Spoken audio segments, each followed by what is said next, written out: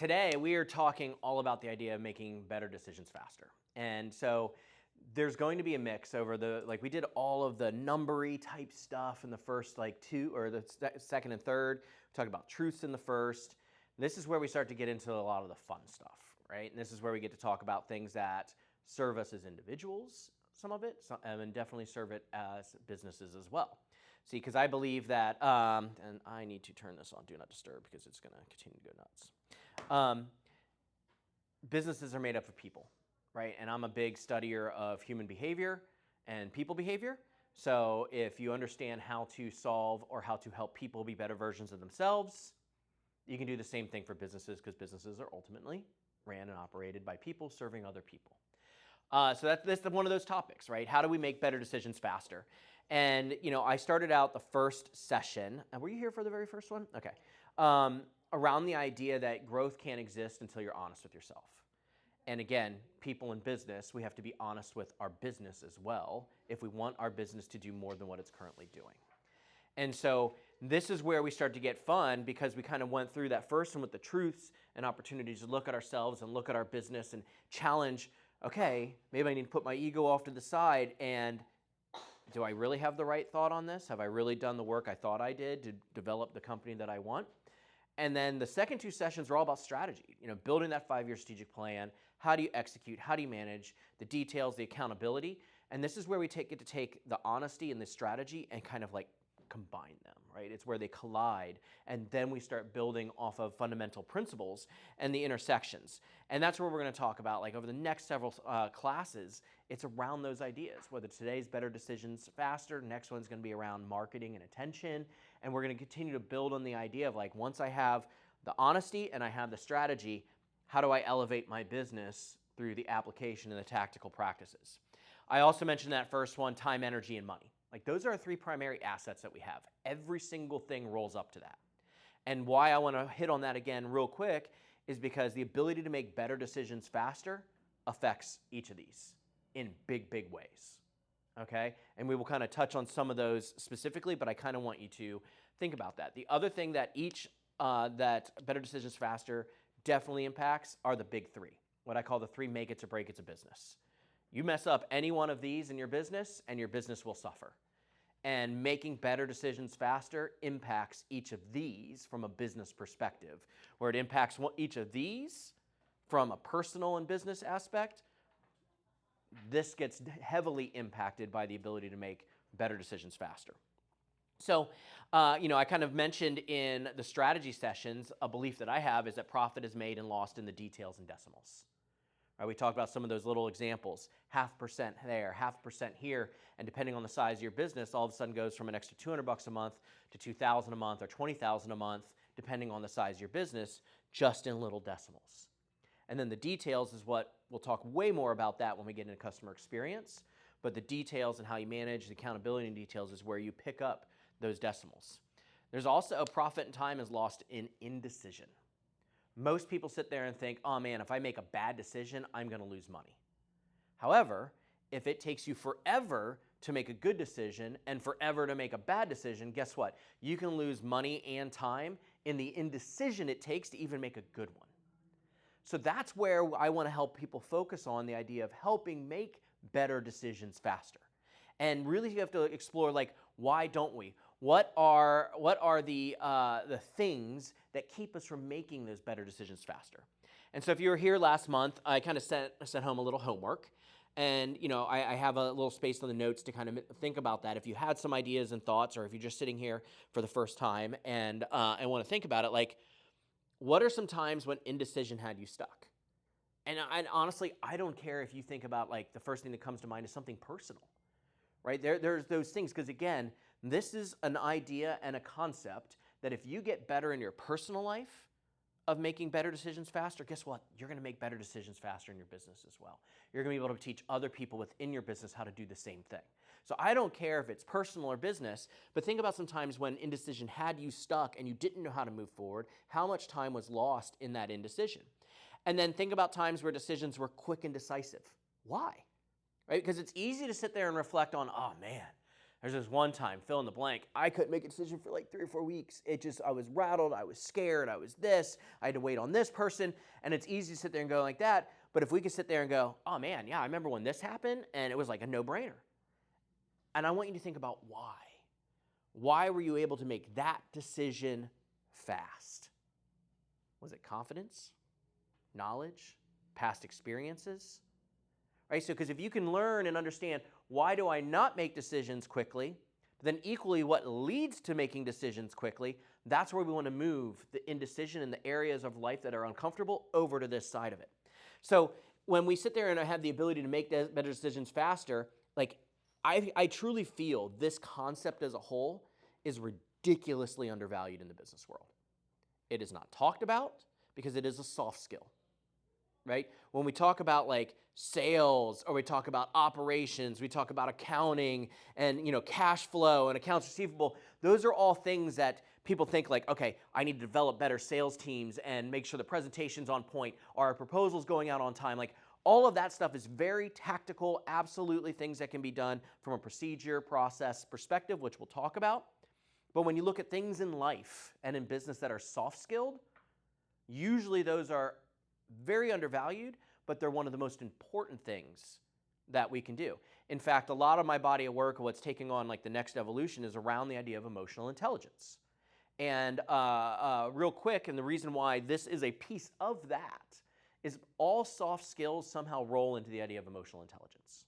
Okay, I could it'd be really, really tight in here, but if I packed 1,000 quote successful people in this room, okay, 20%, 200 of them would be in this room because of IQ. 80% of them would be in this room because of EQ. But most people don't think about that. The other truth around that idea is IQ is fixed. I can never be more intelligent. I can become more knowledgeable. I can become smarter, but I can never become more intelligent. Whereas EQ is like a muscle. The more we use it, the more we take practices, we can make it stronger. We can get better with our emotional intelligence. It is not fixed. So here we have this idea that something that is 80% more important than intelligence to determine success in life, and therefore success in business, is not a fixed piece. I can get better at it.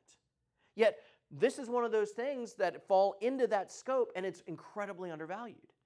So how do we sit there and focus on soft skills as business operators, whether you and your husband, you mentioned earlier, like a 2-person shop, or multiple locations with lots of employees?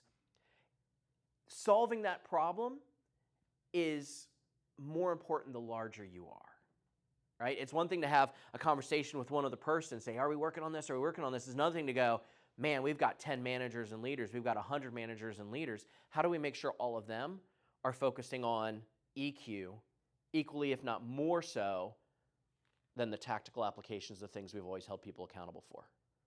Because if they can do that, the business and their lives are going to elevate.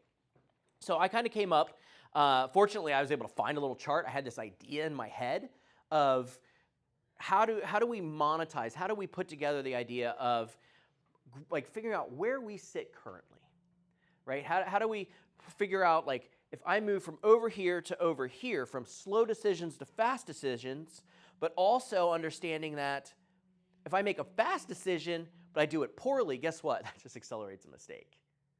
If I make a fast decision and it's up here with high quality, that's where the sweet spot is. So I want you to kind of think about this, and I put the chart in the notes and stuff too. And I'm going to kind of swing over here for a second so I can point at it and walk around my computer. The reality is, this is where we don't want to be, right? A very slow decision at a very low quality. That means it took forever to make a bad choice that will generally cost us money as a business, okay? I will tell you, it's better, if you're going to make a bad decision, it's better to make that decision quickly. If you're going to end up in the same spot, make it fast, so that way you can see the error of your ways faster and correct it faster. So that's where it's like risk-reward is lightly favorable, where this is highly unfavorable. Even though they're both low quality, when you move into the fast decision, it moves you into a little bit more favorable spot, okay? High quality decisions, yes, this is really where we want to be, but this up here, this upper right-hand quadrant, fast decisions, with a high quality decision, if we can move businesses and operators from here-ish, and that's generally where most people sit, right in here, whether they're high quality, low quality, most people sit in indecision, and it takes a long time to do it. If you can move them down this and then up into here, and we're going to talk about how to do that in a little bit, that's where businesses can actually really thrive, make more money, make better decisions, hire faster, fire faster, do whatever you need to do as a business to maintain the goals that you want to achieve, right? So I want to ask, and I like a little bit of involvement in your world and in your life. And if you don't want to comment, you don't have to comment, but please write these down in the notes. What are some things that you think lead to indecision? I have a list that I'll go through here in a minute, but what are some things that, like, when you think about, I couldn't make this choice quickly, what was that from? What created that scenario? Fear. It's a big one.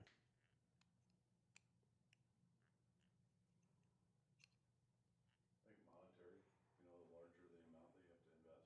So for instance, like switching for us like to another management software, Uh-huh. not only cost, but then how will this affect the company culture? Okay. So sometimes it takes a little bit of time, and that's good because you don't want to just jump into something. And Yep. yeah, that's something that comes to mind. Okay. Do me a favor, because I won't remember while I'm going through this. Make a note of that, because we're going to come back to that on the monetary, and I would love to kind of explore that as an example a little bit, because I have some immediate thoughts on that. Anybody else have any things that lead to indecision?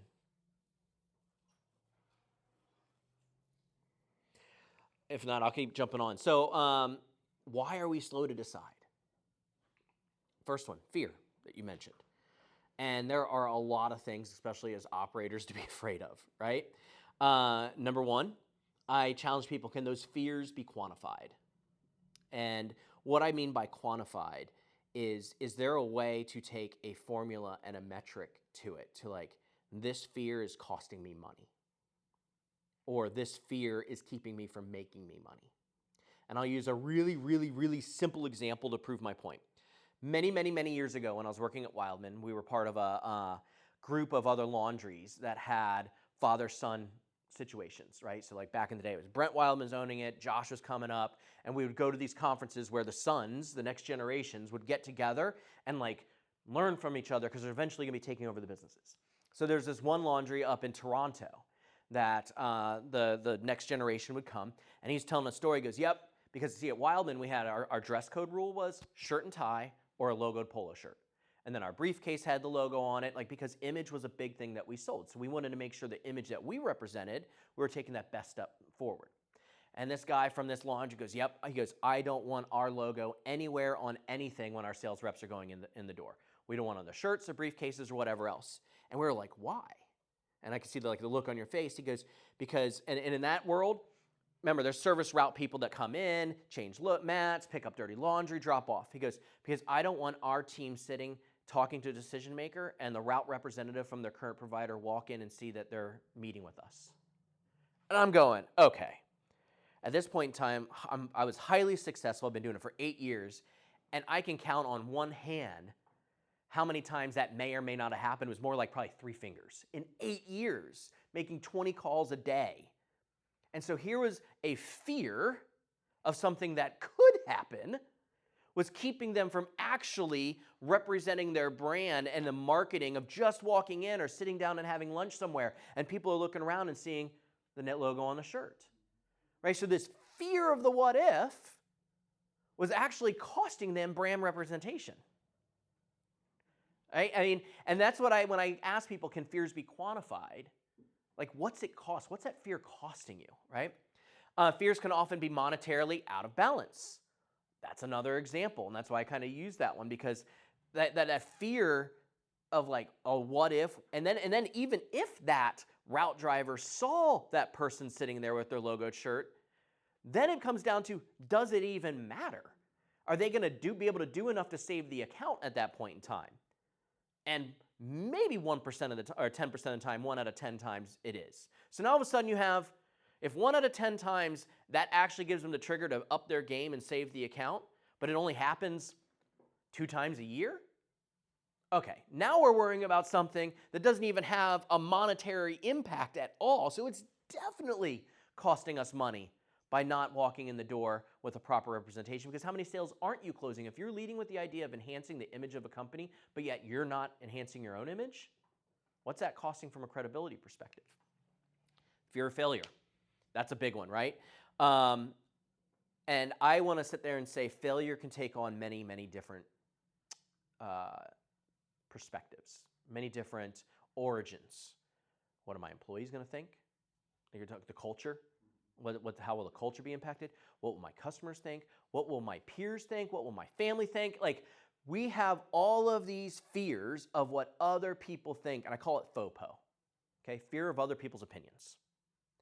And a majority of the time, if we get real honest with ourselves and we look back at our own lives, forget business for a second, most of the times those fears are BS, right? Most of the times we look back and the fear of somebody else's opinion was something I made up in my head, or it became an excuse to not, right? Instead of an excuse of like, okay, really, I'm going to enjoy this. Who cares? Like I did Dancing with the Stars this last year. Oh man, you don't know how to dance, Keith. I know I don't, but I'm getting into my discomfort zone. Oh, people are going to think you're ridiculous. I don't care. Like, who cares? It was an absolute blast. Raise money for charity.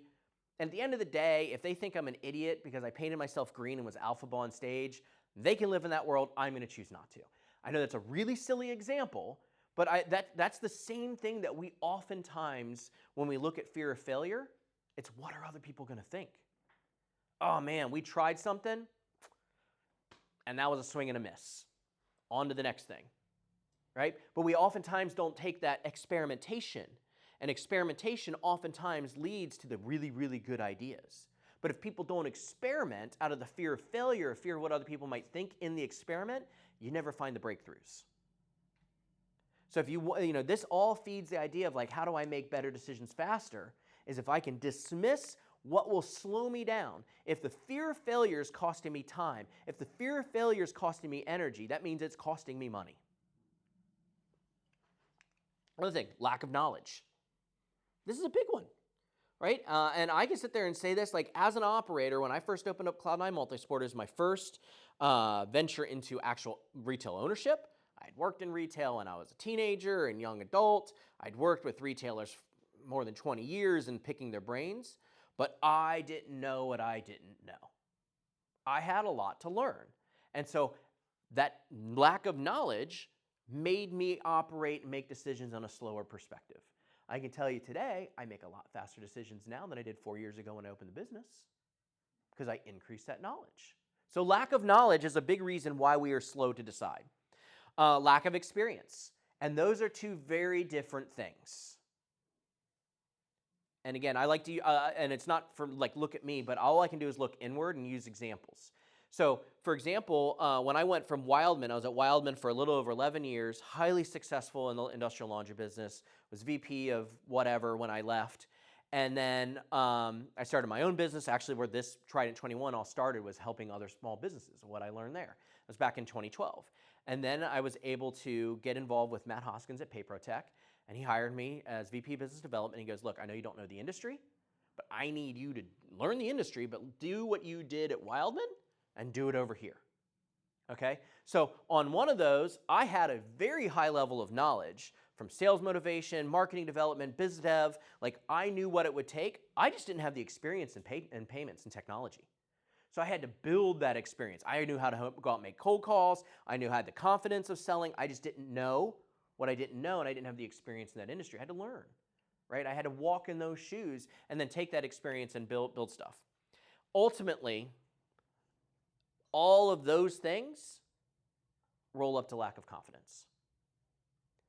And while you led with fear, ultimately, it's a lack of confidence driven from some form as to why we make slow decisions. We are not confident in the decision we make because we're afraid of what other people will think. We're afraid that we might mess up. We don't have the knowledge and need to seek to fill in the blanks. We don't have the experience in, let's say, a CRM or whatever else because I've never made that conversion before. So you have to like learn and kind of walk through those things, like whatever it is. I mean, think about that CRM experience. What if you'd done it 3 other times between different businesses? right? What if you got hired and one of the things your job was to do is like, hey, we need a new CRM. Pff, great, got this. I've done it before. Right? All of a sudden, you're the fear of what's going to do to the culture, the monetary aspect of what's going to, all of a sudden, because you had the past experience and knowledge of CRM, bam, that decision would have been made so much simpler because you had the confidence in that world. So if we can identify that we make slower decisions because we lack the confidence based on different sources, then we have the ability to go back and like, okay, how do I fix that? How do I become more confident in my decision making? And so how do you fight it? Like, what are the first steps that we have? I'm a big fan of the idea of adopting extreme ownership. And there's a phenomenal book called Extreme Ownership by Willink and Babin, former Navy SEALs. Awesome book. But to paraphrase, extreme ownership basically means I own it all. And this is not a pride thing or an ego thing. This is actually a freedom thing. When you understand that I own every win, every loss, I own every choice that my business makes, that, like how many people do you guys have at Bill's team? 55. Okay, perfect example. Yeah. So the idea is if there's a tech that goes out to somebody's house and makes a mistake, while that might be the tech's, quote, fault that they made the mistake, ultimately, if I'm the CEO, I own that tech's mistake. Because there's somewhere along the line where there was a breakdown, lack of training, communication, they didn't follow the steps and procedures, something happened to where it's like, okay, I'm not going to point the finger and blame somebody else. What can I do to make sure that another tech or that same tech doesn't make a similar mistake? And maybe it exposes, oh my gosh, we missed a step in the training. We have 30 other techs out in the market that can make the exact same mistake because we missed a step in the training. And when we point fingers at others, we don't see that. Right? When we take extreme ownership in something, it's all on us. I hire the person that hired the person that made the bad hire. You know what I mean? Like it's like that way, but it's not a look at me, I'm that person. No, this is that I'm responsible. And until you can sit there and go, I'm responsible for all good and all bad outcomes of the business, then you're not going to be able to sit there and do the steps to build the confidence to make faster decisions. So I always ask these questions when I sit one-on-one with businesses. I want to know, who are you? What is your business? Like, what is it that you really do? And the idea is, if you can't answer this in a crystal clear format, it's going to be very difficult to then build the other aspects around it, which allows you to make better decisions faster. So this is just something you can reflect. I'm not going to ask you guys to answer outside of it, but who are you as an individual? Who are you as a business culture? And what is it that your business actually does? And then when you understand and do that, do you have boundaries with a clear mission? And so, for example, I'll use Cloud9's. I tell people we have a wide lane with very strict boundaries. And this is a couple different reasons behind it. This idea came from the fact of customer experience is the core of our business. And you can't offer a great customer experience if you both don't know who you are and equally who you're not. So for example, our mission is to help people move into a happier and healthier lifestyle. That's our mission. It is not to make runners faster. It is not to sell shoes, right? We're not a shoe store, even though it's 70% of what we do. Our mission is to help people move into a happier and healthier lifestyle.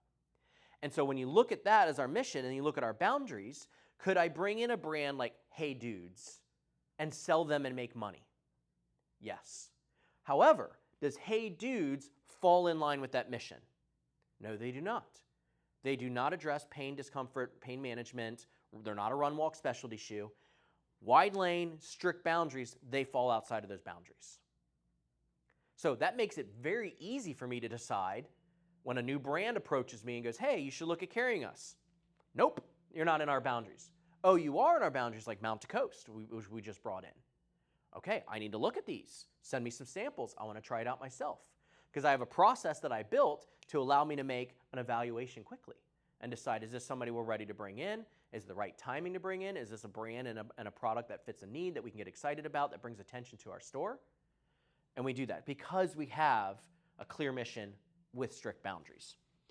Another big question, what problem are you here to solve? And I encourage businesses and operators to explore the story brand concept from Donald Miller. I think I mentioned that book in maybe our first meeting. Story Brand 2.0 is phenomenal, okay? And so I'll use a little exercise. Who wants to be my guinea pig out of you guys? Yeah, okay. So in not a sales way, what is it you do as a business? We install fences, decks, and pergolas Okay. What is the problem you are here to solve for our community?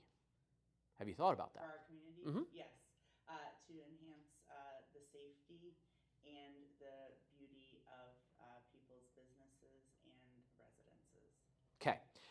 Going down the right path. Okay, so I tell, like, when I look at businesses that struggle, normally they're not actually solving a real problem. Because you can sit there and have a problem, but if it's not a real problem that the community either has or realizes they have, the business is going to struggle.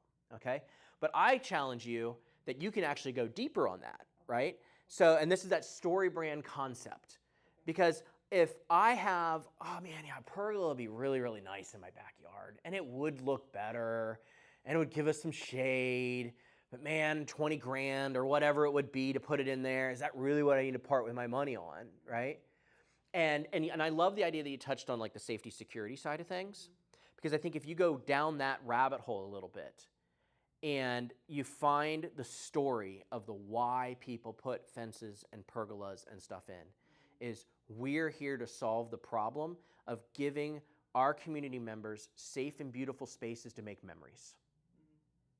Right? We want our customers to sit in the shade and have a memory 10 years from now because they sat under something that we were able to help work with them to design. Right? So the problem may be more like, yeah, there might be the safety security, but it's the lack of space for people to actually have memorable moments in their own backyard. Yeah, that's great. You see what I'm saying? Like really peel down. And the same thing, heating and cooling. Yeah, man, you fix furnaces, it's 90 some degrees and somebody has broken air conditioning. Obviously, the real problem and the big problem is, like, I need to be cool. But why do you need to be cool?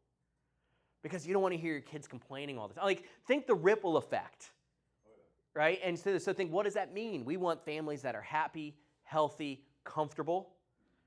That way they can focus on the family unit and not the temperature in the house. I don't know. I mean, I'm just kind of like... I mean, even our sales teams, we don't call them sales customer facing. They're comfort consultants because Yeah. we're helping them to be more comfortable. And that's 100% true. Yep. Like, you can find anybody to sell you equipment. Yeah. But we're here to provide you a service and make you feel great. Yep. So, and the reason I have people, like, really understand the problem and is it a real problem in the community, because does it align with what I talked about here before, that mission? So that's one of my things that I utilize to make better decisions faster is I have an opportunity, I have a choice, but does it align? So even on a much, much bigger scale, my why, to change the world through business. When I had the opportunity and the idea to open up Cloud9 Multisport, like, it came from Green Earth was there before. That Sunday morning on February 6, 2022, I see an email, hey, we're closing our doors and moving to Colorado. And I'm like, there's an opportunity. And the next question was, does it align? Does that choice align with the ability to change the world through business? And I'm like, yes, it does, because I can have a business that I can actually lead by an example and have a case study for my other stuff. It allows me to change the world for individuals' lives, helping them move into a healthier and happier lifestyle, which has a ripple effect through families. I'm like, yes, this business aligns with a much, much bigger picture of my why. So it's a yes. If I had other business opportunities, I'm like, that'd be exciting. Doesn't really align with my why, so I've got to say no to that, or maybe later, and then focus my time and energy on the other stuff, right? So where do you start? One of the biggest areas, I talk about soft skills, is the idea of investing in yourself. So when I mentioned our IQ can never be changed, but our EQ can, investing in yourself through content, knowledge, and growth is the fastest and best way to put your EQ on a trajectory to go up. And so I tell people, start with the lowest hanging fruits. If you look inward and go, man, I struggle, and I use this as an example in my book, I struggle with setting and accomplishing goals. Every single year, I write down things I want to do, and maybe I get like one done. I just can't set and accomplish goals. Okay, Jon Acuff, amazing at helping people. That's like one of his biggest bodies of work. His whole podcast is around setting and living out goals. I need to consume more Jon Acuff. Right? I'm just using that as an example. So when we look inward, we go, something I struggle with, what's content out there? So in this case, my friend Paul Epstein, literally this is the first book I read in, was it 25? I think number 1 in 25. Better Decisions Faster, the topic of this. Like he has a whole book on it. And he does address confidence right out of the gate. And I forgot that was his subtitle until like I put literally the image of this up here. But I wanted to sit there and kind of share one of his concepts. But confidence leads to speed. So when I talk about like, there's some things you can't make up with experience, but there's other things you can. And if you can learn from the experiences of others, you can build that confidence for when that first time comes where you need to make that decision. And you're like, well, I've never done this. I'm not qualified to make that decision. Well, neither is the other 10 people around the room. However, if I have learned from 7 other thought leaders that do have the experience, and I know what they did, what they didn't do, where they made mistakes and where they failed and where they learned and where they succeeded, I can be the most qualified person sitting around that table of 10 to make that decision, even though none of us have the experience. Okay? He has a very simple concept, which I absolutely love, called head, heart, hands. Think about it, right? Head, heart, hands, taking action. And so, like, his idea is, if let's say in your head, dude, that's super, super smart. We can make money doing this, blah, blah, blah. But in your heart, there's a red light there. That goes against my values, my morals, or whatever else. Hands need to be a red light as well. If it's your heart, like, oh my gosh, I so want to do this. But in your head, you do the numbers and you go, we're going to lose money if we do this. Guess what? Red light on the hands too. Let's say it's a yellow light in the head and a green light in the heart. You might take a little bit of a pause on the hands to do a little bit of research to double check, why is my head, where are the numbers at? I'm really passionate, I think this would be a great idea, but I really need to make sure that these numbers make sense. It may not be a green light on the hands right away, but it's a yellow, but you still take that step forward. And then finally, man, if it's a green light in your head and a green light in your heart, green light with hands. This, when I applied this over the last year and a half, this single thing has allowed me to make better decisions faster more than anything else I've ever done. Because guess what? If I do the research, knowledge, again, the head is knowledge, experience, understanding, all of those things are up here. And then here is that passion. I believe in it. I can train my staff. I can get my staff excited. I know it can help people, blah, blah, blah, right? It's that part of me, that's me, my values. And you take action quickly, who cares if it's a mistake? Who cares? Live and learn. I was wrong. Why was I wrong? Oh, I had a decimal in the wrong spot. You know what I mean? It could be a big mistake, but that's why you do a couple quick checks. But even if it's a false understanding of my past knowledge, okay, this was a piece I didn't think about. Next time, I won't be so quick. Next time, I now have that in there. So failures are opportunities to continue to learn and grow. But this alone, it doesn't mean that when you have the green, green, green, every decision is going to be the absolute right decision. But I tell you what, when you look at 100 decisions that you make, and 100 of them are green light, green light, green light, it is going to bring down the number of bad decisions significantly. And when I talk about that, remember that diagram I showed up front? A bad decision is going to be a bad decision. You might as well make it fast and move on to the next thing and free up that time and energy, then eat up that time and energy to make the same bad decision, and now you've lost all of that in between. Simplify by processes and procedures. And again, the larger the company, generally the more processes and procedures because you learn and go. That's kind of what we've been happening to do with Cloud9. But I want to give you a couple examples of what we do, right? Policies and procedures allow you to speed up decisions faster. So as a business, and as a newer business, if you haven't been already, you are going to get hit up by anybody and everything for giveaways, donations, support this, blah, blah, blah, put your logo on that. I don't care what it is. Little league teams to, school. It is nonstop. Endless, yeah. Nonstop. Okay? So what I did very quickly, because again, especially as a business that serves so many people, we have this fear. Okay, if I say no, does that mean they're not going to come back and buy from me? If I say no, does that mean they're no longer going to tell people about my business? Oh no. Like, how do I say no? But also, if I say yes to everything, I don't have a business. So how do I still be the good guy, but also say no? So we came up with a policy. This is our Cloud9 Multisport donation policy. We have this at the register. And part of our training is every single employee can easily understand when to hand this or tell people what it is, they know it, or when to sit there and say, hey, you can email Keith and he can review it. Okay? But we have a written policy.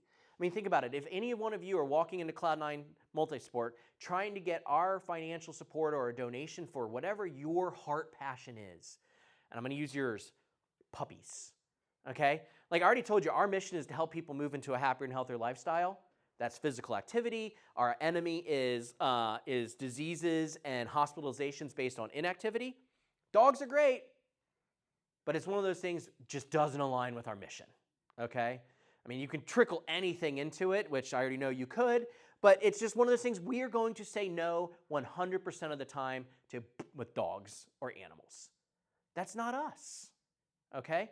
But you come in and your family comes in and you love dogs and you give us a lot of business. Now, there's always going to be a caveat. If I'm sitting there going, okay, this person wants us to throw a $50 gift card and they spend $1,000 a year, guess what? I'm throwing a $50 gift card.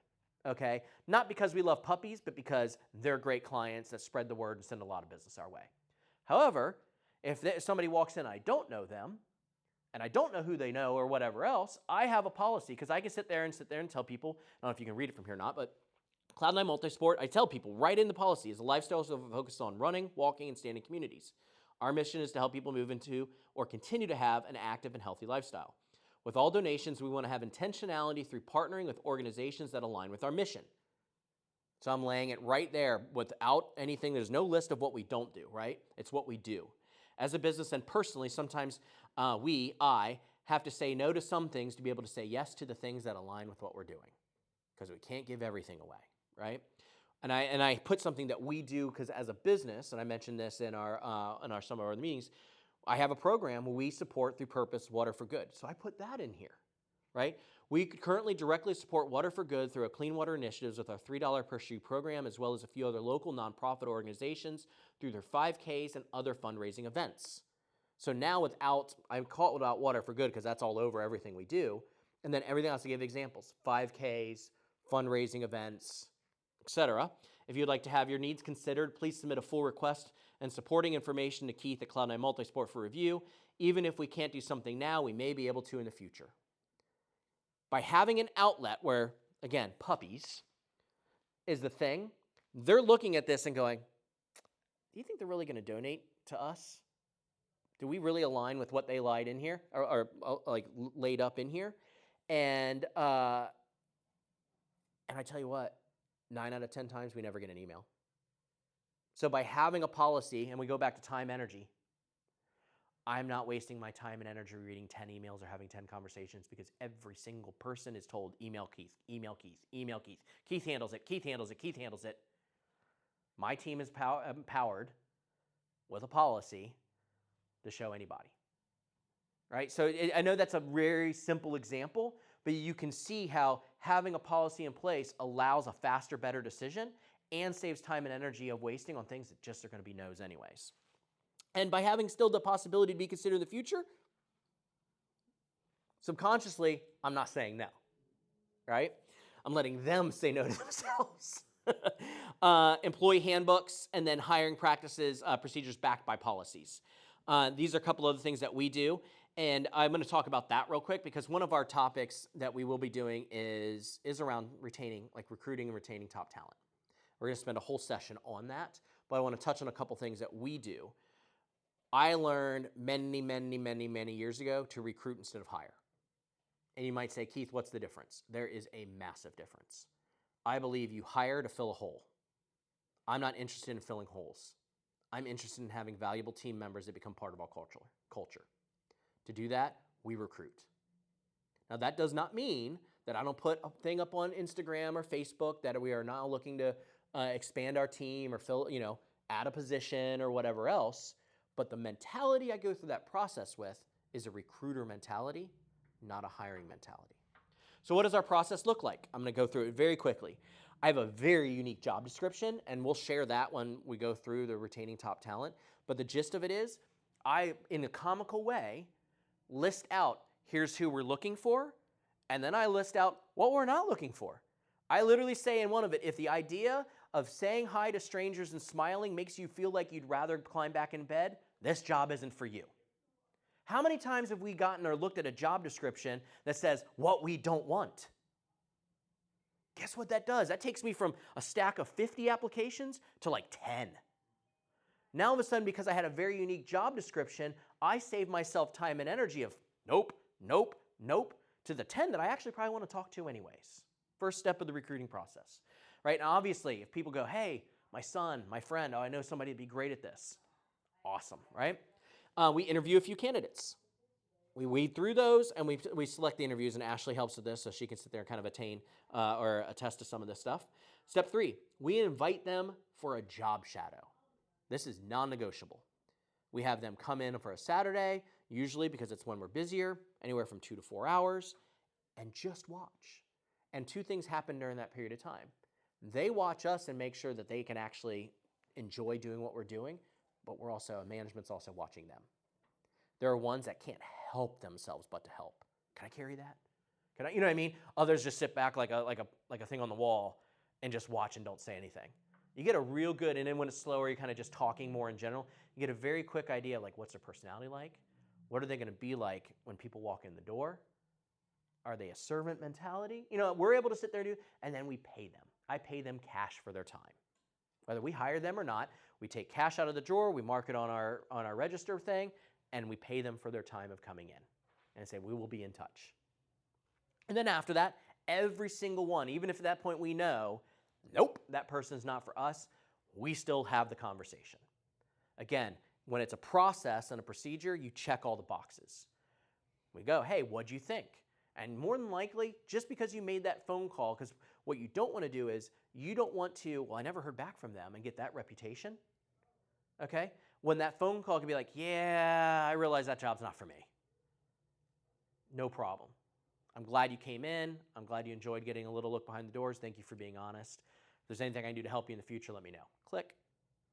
And now we followed up and we had that conversation instead of being, well, I never heard back from them, right? Opportunity offer. So if we do have the conversation and like I loved it and we love them and we feel that they're going to be a great fit for the team, we make an opportunity offer, not a permanent job offer. Okay? So with that opportunity offer, it is an agreement for a 30-day employment. And it's a written out document that these things have to be met over the course of those 30 days, and then we review, and then we offer them a full-time employment or we don't. This has saved me on more than one instance of a bad hire. And if people go, oh no, I need something permanently, we move on to the next person, right? Like every single time we've done this and it's worked out, we've had them for an employee for an extended period of time until they've had to move away or go to college, whatever it is, right? There's something else in life that happens. This solves a lot of problems. And then we do a review after those 30 days and offer a longer opportunity or not. In fact, we had one lady who didn't even make it the 30 days. Got about 2 weeks in, and I just had a conversation. I'm like, look, you're on the schedule for the next 2 weeks. But I can tell you that this just isn't going to work. So we have a couple options here. Today can be your last day, and I'll pay you for today. Or, it just isn't going to work.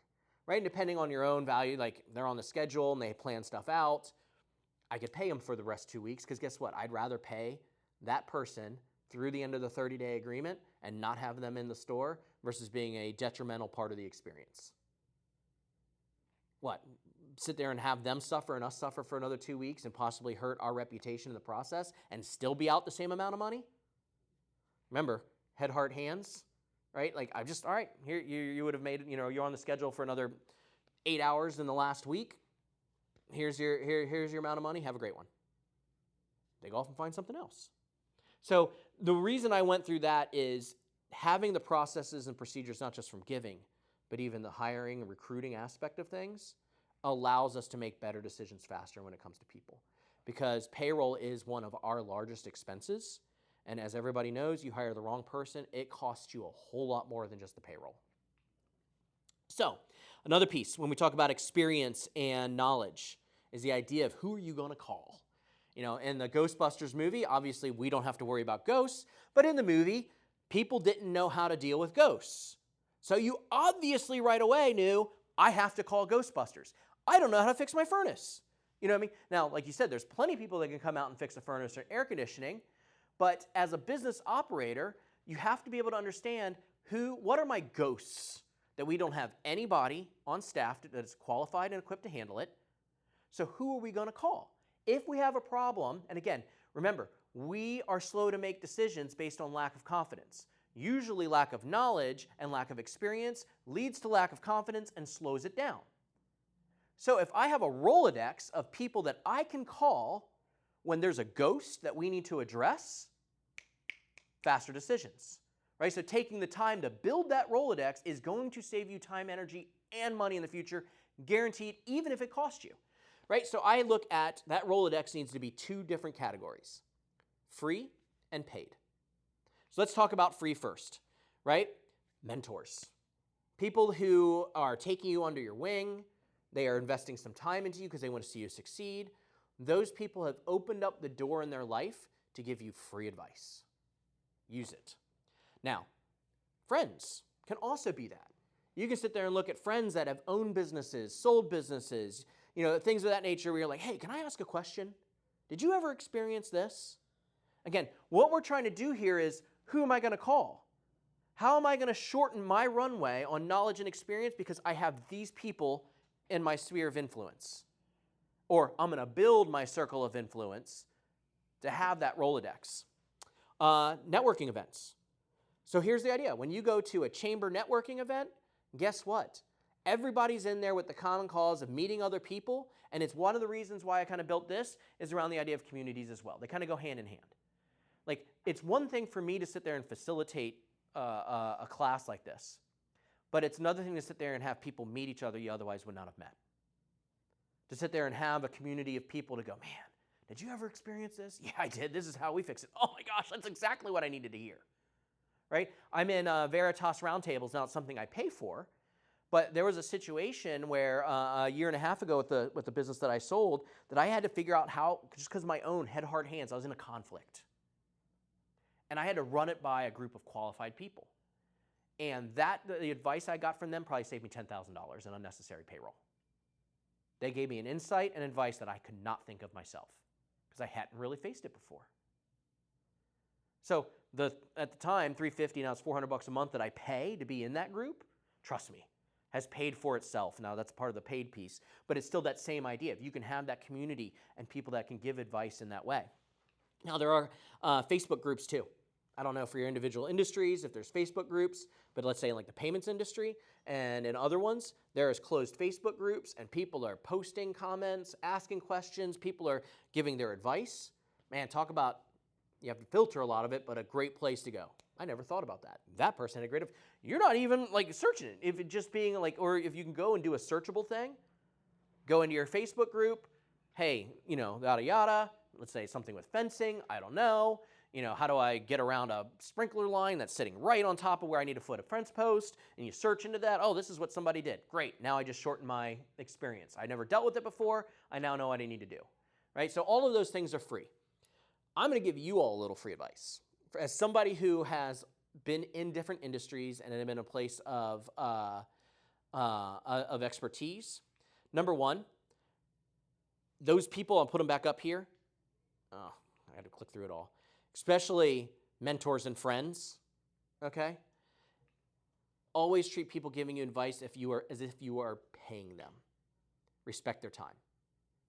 Even if it's like a friend that you're leaning into and saying, hey, Mark, I need a little advice here. I'm going to treat it as if they're on the clock.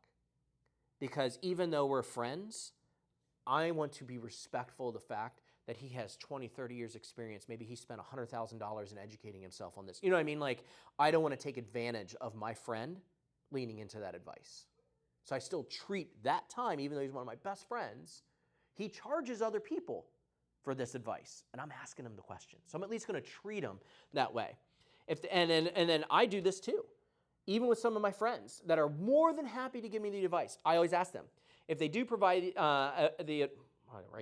they do provide the advice you are seeking as a service.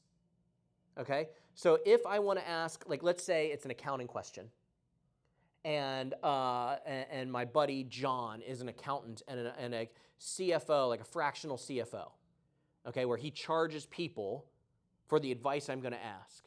I'm like, hey man, I've got an accounting question. Are you cool if I ask you? And if you need to invoice me for your time, please let me know. I'm more than happy to pay that because I know that's how you make a living. Oh no, ask away, I'm good.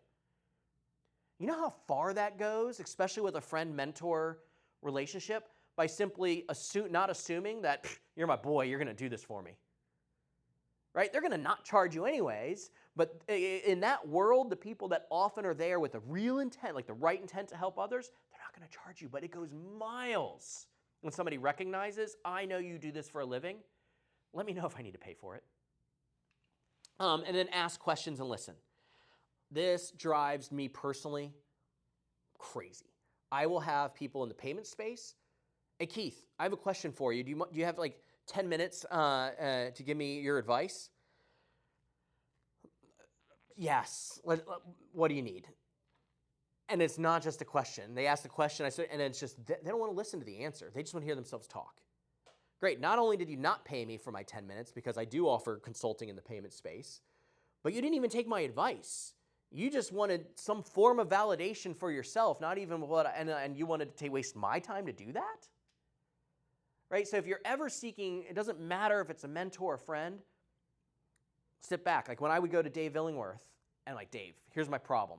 Have you ever faced it before? I'm like pretending to take notes, but I'm doing it all up here. And sometimes I did literally take notes. I asked a question. If he asked me a question, give me a little bit more background and context. I'll set that up. What do you have to say? Like, I want to listen, right? Then we move into the paid area. And again, think about the ghosts. Oftentimes, unless you are big enough to have a legal counsel on staff, legal. Do not try to skimp this on your own, right? A $200, $250 an hour attorney might save you thousands, okay, in indecision, mistakes, and lost money.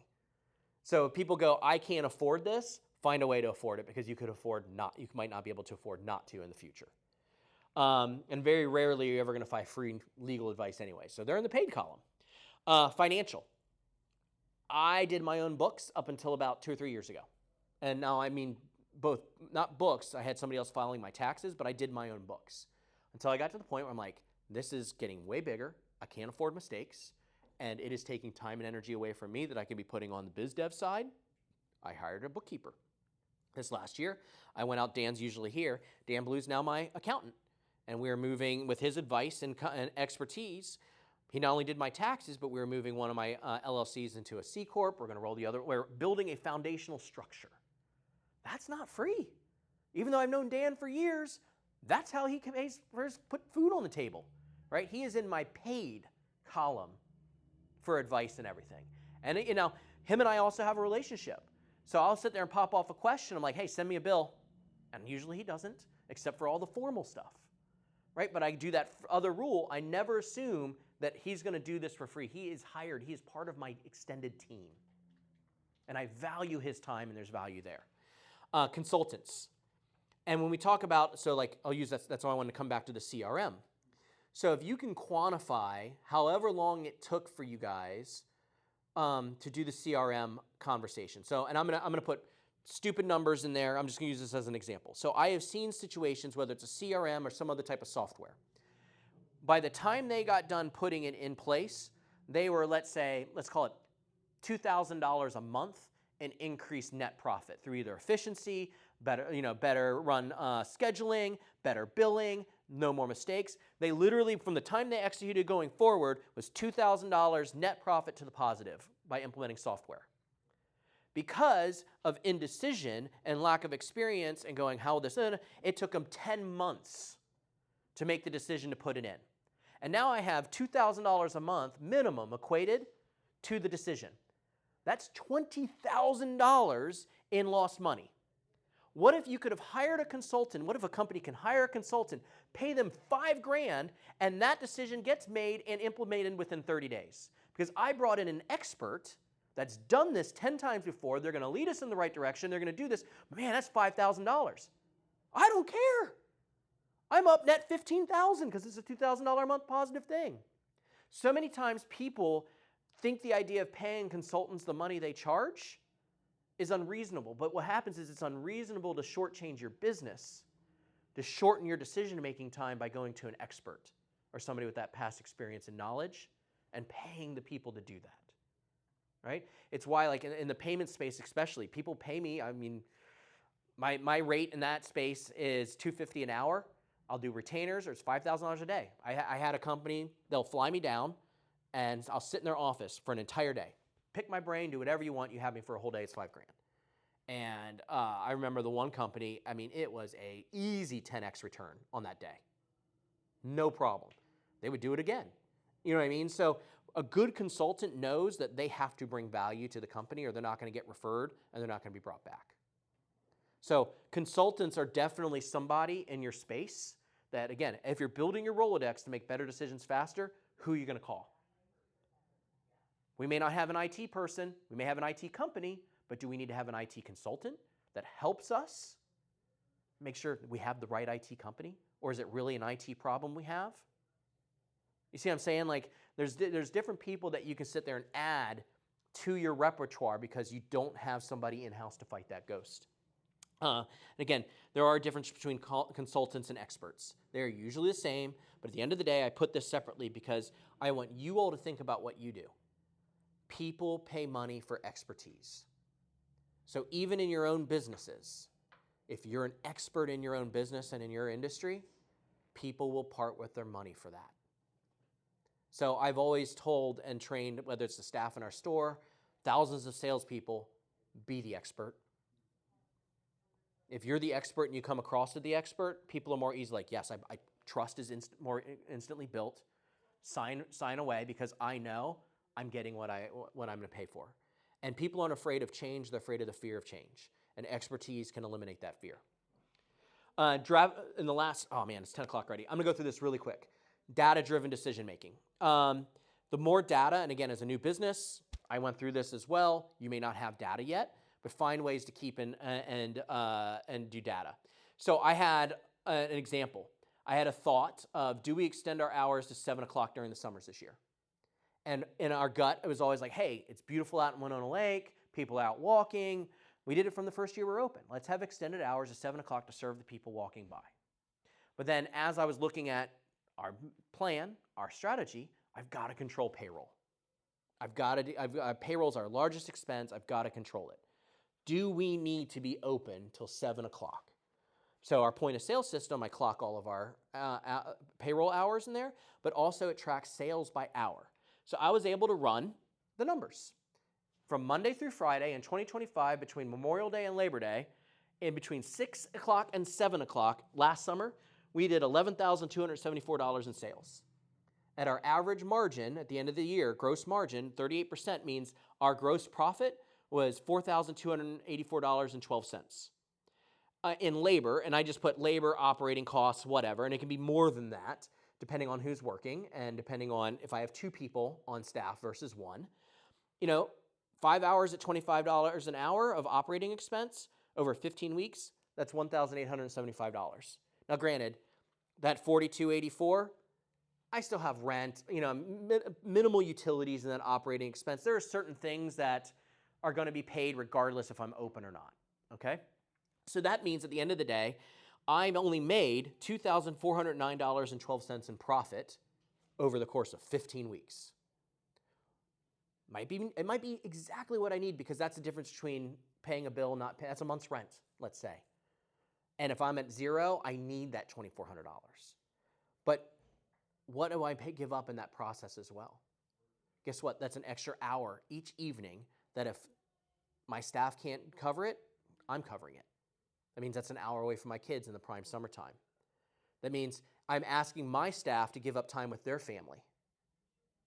And then the reality is, how much of that $11,274 would we actually sell before 6 o'clock if people knew that were ours? So that means in between the hours of 6 and 7, the only sales we potentially lose are the one-time customers that are coming into our area that only came in the evening to eat at Cerulean, let's say. Maybe $2,000 bucks. So how much of this can we capture before anyways? So guess what? We're only open till 6 this year. I use data, not my gut, to make a decision. Right? I mean, you were sitting with me when we went through this. This was what, a 30-minute decision? We were literally mapping out. This is this spring. We're mapping out our schedule and our hours. And it was, I used data, and we were guessing, like, man, should we not? Hold on a second. 30 minutes later, we had our decision. Nope, we're doing 6 o'clock. Done. So when you talk about faster decisions, using data shrinks that, right? Controlling payroll. And this is another big one. When do we need the most staff? Same thing. This is our actually hours per sale, like the same Memorial Day through Labor Day. And then I went back and spot checked it through what I call our busiest season is the summer. Then we have our regular season, which is September through December, and then March and April. January and February, slow, except for our big sale that we do in February. So I built these. I literally broke down days of the week, and so this is our summertime schedule, only being open till 6. And what I did was when I looked at these hours, we do a majority of our sales between 11 and 3. I thought it was like till 5. Again, because it might be foot traffic, but it's not actually sales. People are walking through the door but not buying anything. I don't need 3 people on the floor if they're not actually going through the experience, fitting people for shoes, scanning and doing all the stuff. Because we do that, they're buying something. Okay? I only need 2 people. One to do that and one to greet and check people out, right? So we actually went through when I realized this and adjusted how many total budgeted hours do I need on a non-event day, non-busy day. Obviously, it's March, 117 hours a week. I need 1 person from 10 to 11, 2 people from 11 to 12, and then 3 people up until 4 o'clock, because usually that extends to about 3:30. We're also receiving merchandise, and then we scale it back down to 2 people. Instead of having 3 people all the way up to 6. So by looking at the data, it allowed me to control the payroll based on our actual sales historically, not just gut feeling anymore. So the weekly key data report that I mentioned before is critical in supplying decision-driven data. When I look back at my time at Wildman, having those Wednesday morning meetings and looking at that, we were able to make very fast decisions before little problems became big problems. We were able to sit there and go, wow, that worked. How can we put gasoline on that good fire and make it even bigger, right? So that key data can be big. And a little takeaway, please value the gift of making better decisions faster. This is something that'll change you. It'll change your organization and business. So on that note, anybody have any last questions, thoughts before I let you guys go? Okay. Next session, attention versus marketing, telling your story. So I kind of touched on a little bit. That Story Brand 2.0, be big for this. And then this is the fun one. Better decisions faster, this is fun, but this is where it really gets everybody wants, marketing's the fun stuff, right? How do I get more business? I'm going to put some stuff on its head when it comes to that. And this is going to help build confidence as well. So when you understand your story, when you understand how to get attention, there's a lot of fun and confidence. So on some homework for you for this week, man, pick up that book by Paul Epstein on that Better Decisions Faster. Literally, he has a whole book on what we just went through in an hour. And then bring any and all marketing questions, wins, fails, etc. with you. Be ready to reimagine marketing for your business. And of course, tell other operators in the community what you thought of this and if they should be here or not. So thank you guys very much.